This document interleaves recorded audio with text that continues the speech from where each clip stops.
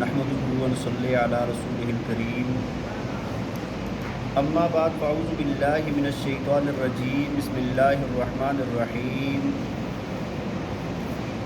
فجعلهم جذاذا الا كبيرا لهم لعلهم الیہ یرجعون صدق اللہ العظیم وصدق رسولہ النبی الکریم ونحن علی ذلک لمن الشاہدین والشاکرین والحمد للہ رب العالمین۔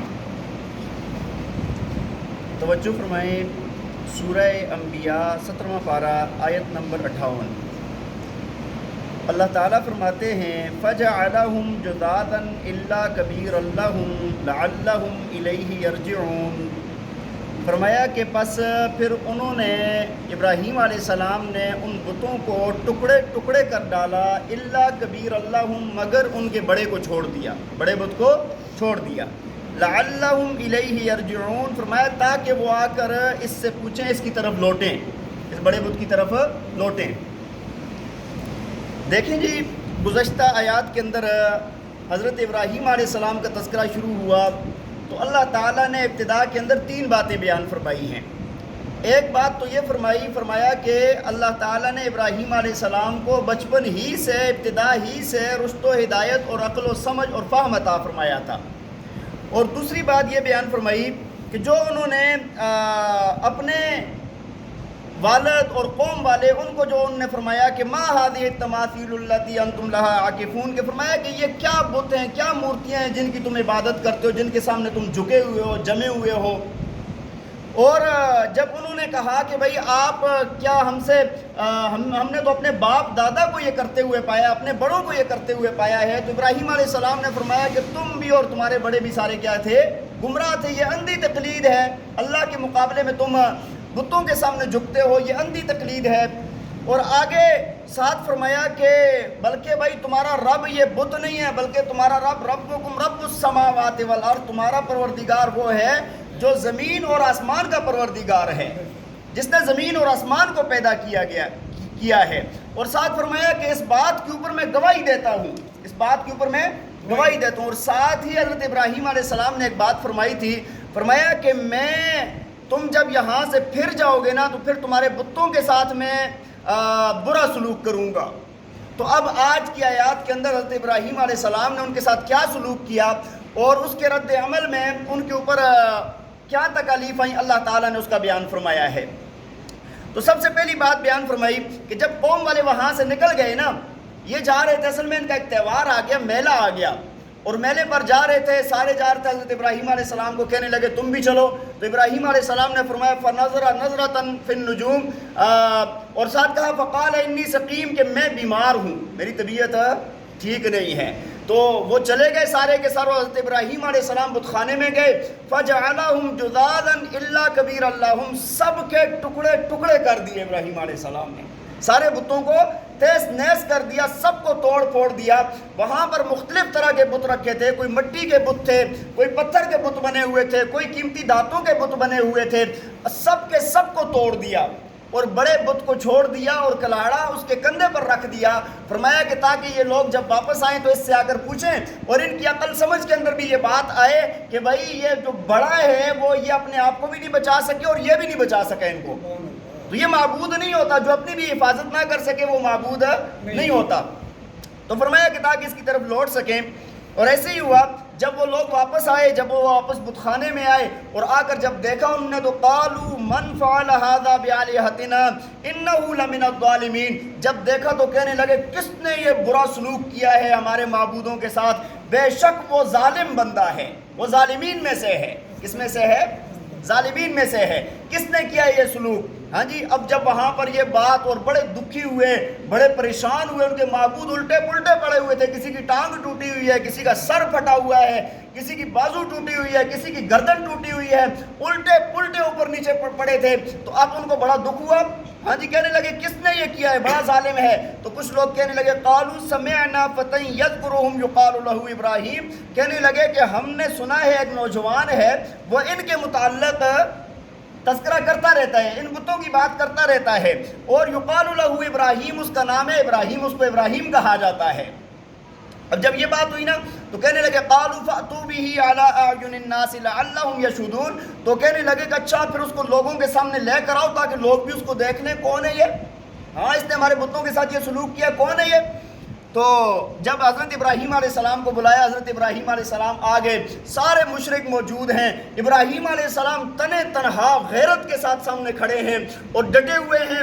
تو کہنے لگے، آ کر پوچھا قالوا انت فعلت هذا بآلهتنا یا ابراہیم، کہنے لگے ابراہیم کیا تو نے کیا ان کے ساتھ یہ کام، تو نے کیا یہ کام ان کے ساتھ؟ تو ابراہیم علیہ السلام نے فرمایا قال بل فعلہ کبیرہم ھذا فاسألوہم ان کانوا ینطقون، ہاں فرمایا بھائی ان کے بڑے نے کیا ہے، قال بل فعلہ کبیرہم، یہ جو بڑا جس کے پاس کلاڑا رکھا ہوا ہے نا اس نے کیا یہ کام، ہاں کلاڑا اس کے پاس ہے اس نے کیا ہے۔ اور ایسے ہو سکتا ہے، ایسے ہو سکتا ہے بھائی اس کو اچھے نہیں لگتے ہوں گے نا، وہ بھائی ہر بڑا طاقت والا چھوٹی طاقت والے کو نگل لیتا ہے، بڑی مچھلی چھوٹی مچھلی کو اور بڑا سانپ چھوٹے سانپ کو کھا جاتا ہے، نگل لیتا ہے۔ تو بھائی اس کو بھی ان سے کوئی تکلیف ہوگی، یہ چھوٹے تھے وہ بڑا تھا طاقتور تھا تو شاید مار دیا ہوگا، سب کو مار دیا ہوگا۔ اور فرمایا ساتھ کہ ان سے پوچھ لو ان کانوا ینطقون، اگر یہ بولتے ہیں بات کرتے ہیں۔ ابراہیم علیہ السلام کی سمجھ دیکھیں نا کیسے مشرکوں کو سمجھا رہے، ورنہ وہ سمجھنے والے۔ فرمایا اگر یہ بات کرتے ہیں تو پوچھ لو ان سے۔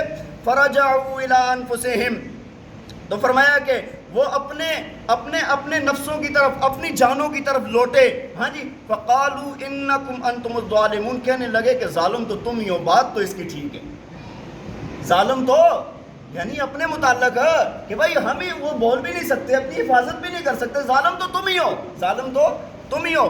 لیکن پھر کہنے لگے ثم نکسوا علی رؤوسہم، اللہ تعالیٰ فرماتے ہیں پھر ان کو اوندا کیا گیا، ان کے سروں کو اوندا کیا گیا نیچے، یعنی سر جھکا لیے نیچے دیکھنے لگ گئے، ہاں، اور ان کو کوئی جواب نہیں تھا۔ اور ساتھ کہنے لگے نا، ہاں کیا کہنے لگے، لقد علمت ما هؤلاء ينطقون، ابراہیم تو جانتا ہے نا یہ باتیں نہیں کرتے، یہ باتیں یہ بول نہیں سکتے، ابراہیم تو جانتا ہے نا یہ بول بڑی عاجزی کے ساتھ کریں، یہ تو بول نہیں سکتے۔ تو ابراہیم علیہ السلام کو اب موقع مل گیا، اب جا کر یہاں پر فرمایا توحید کی دعوت دینی تھی اور شرک کا رد کرنا تھا۔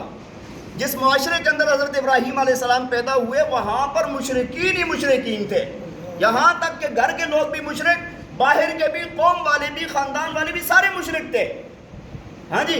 تو یہاں پر اب دعوت دینے کا موقع ملا، فرمایا قال فتعبدون من دون اللہ ما لا ينفعکم، فرمایا کہ کیا بس تم ان کی عبادت کرتے ہو اللہ کو چھوڑ کر، ما لا ينفعکم شیئا ولا یضرکم، فرمایا کہ جو نہ تمہیں نفع دے سکتے ہیں نہ نقصان دے سکتے ہیں۔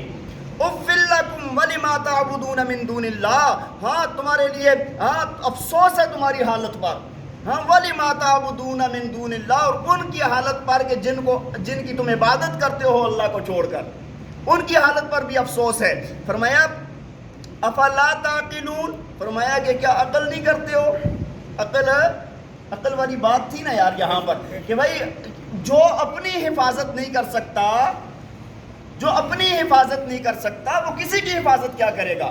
ابراہیم علیہ السلام بتانا یہ چاہتے ہیں معبود وہ ہوتا ہے جو اپنی بھی حفاظت کرے، سب کی بھی حفاظت کرے، جو قادر مطلق ہو، علیم کل ہو، سمیع ہو، بصیر ہو، نفع نقصان کا مالک ہو، وہ معبود ہوتا ہے۔ جو اپنے نفع نقصان کا مالک نہیں ہے وہ کسی کو کیا نفع اور نقصان پہنچائے گا۔ بات سمجھ آ رہی ہے کہ نہیں؟ اب میں ایک چھوٹی سی بات عرض کر کے بات ختم کرتا ہوں۔ درمیان میں میں نے آپ کو ایک بات عرض کی کہ ابراہیم علیہ السلام نے کیا فرمایا، انی سقیم، میں بیمار ہوں، میں کیا ہوں، بیمار ہوں۔ دوسرا فرمایا قال بل فعلہ کبیرہم، ان کے بڑے نے کیا، ہاں جی۔ تو بخاری شریف کی ایک حدیث ہے، نبی علیہ السلام نے فرمایا کہ 3 جگہ پر اللہ کی رضا کے لیے ابراہیم علیہ السلام نے جھوٹ بولا، ہاں کذب کا لفظ آتا ہے، کذب کا۔ ایک تو فرمایا کہ انی سقیم کا لفظ ہے نا، اور یہ بھی بعض لوگوں نے کہا ہے نا بھائی یہ روایت شاید صحیح نہیں ہے، یہ ہے وہ ہے، ایسی بات نہیں ہے۔ بعض دفعہ نا کوئی روایت ہوتی ہے جو ذو معنی ہوتی ہے، 2 معنوں والی ہوتی ہے، یہاں پر بھی 2 معنی مراد ہیں اس کے کہ بھائی سمجھنے والا، سننے والا کچھ اور سمجھتا ہے، کہنے والے کا مقصد کچھ اور ہوتا ہے۔ تو ایک تو یہ فرمایا انی سقیم، کیا مطلب، ہاں جی، فرمایا کہ یہ مطلب ہے کہ بھائی تمہارے شرک کو دیکھ دیکھ کے نا میری روح بڑی تکلیف میں ہے، مجھے بیماری ہے، میری روح بڑی۔ اور سقیم کا ایک معنی یہ بھی ہوتا ہے کہ اس میں فاعل کا صیغہ مراد دیا جائے کہ کبھی بیمار ہو جانے کو بھی کہتے ہیں یا پہلے ہونے کو بھی کہتے ہیں، ٹھیک ہے. اور دوسرا قال بل فعلہ کبیرہم، فرمایا دوسرا یہ ہے کہ ابراہیم علیہ السلام نے فرمایا کہ بھئی تمہارے اس بڑے نے کیا، تو مطلب یہ ہے فرمایا کہ اس نے کیا ہوگا، پوچھ لو اس سے. وہ بات سمجھ آ رہی ہے کہ نہیں؟ اشارہ کیا ہے نا، تو وہ تو سامنے تھا. اور تیسری بات ایک فرمائی تھی جو حدیث کے اندر آتی ہے کہ حضرت ابراہیم علیہ السلام ایک دوسرے ملک میں گئے، تو وہاں پر وہ بادشاہ کا یہ تھا کہ وہ اگر کوئی شادی شدہ جوڑا آتا تھا نا، نیا جوڑا، تو وہ کیا کرتا تھا، خاوند کو قتل کر لیتا تھا، بیوی پر قبضہ کر لیتا تھا. تو ابراہیم علیہ السلام نے اپنی بیوی حضرت سارہ رضی اللہ تعالیٰ عنہ کو فرمایا تھا کہ بھئی آپ یہ کہہ دینا کہ میں اس کی بہن ہوں. اور بہن کا بھی یہاں پر وہ حقیقی بہن مراد نہیں ہے. اس وقت روئے زمین پر چونکہ حق پرست اور توحید والے حضرت ابراہیم علیہ السلام اور ان کی بیوی تھی، تو فرمایا کہ جس طرح فرمایا قرآن نے نا انما المؤمنون اخوہ، ایمان والے سارے آپس میں کیا کیا ہیں، بہن بھائی ہیں. تو وہ مراد ہے اس سے. تو بہرحال حضرت ابراہیم علیہ السلام نے ان کو توحید کی دعوت دی، اور پھر یہاں پر ان کو فرمایا گیا کہ بھئی عقل سے کام لو، سمجھ سے کام لو. اللہ تعالی ہمیں عمل کرنے کی توفیق عطا فرمائے. وآخر دعوانا ان الحمدللہ رب العالمین. باقی جو درس ہے انشاءاللہ آگے جو باقی ہے وہ آئندہ درس میں آپ کے سامنے بیان کیا جائے گا.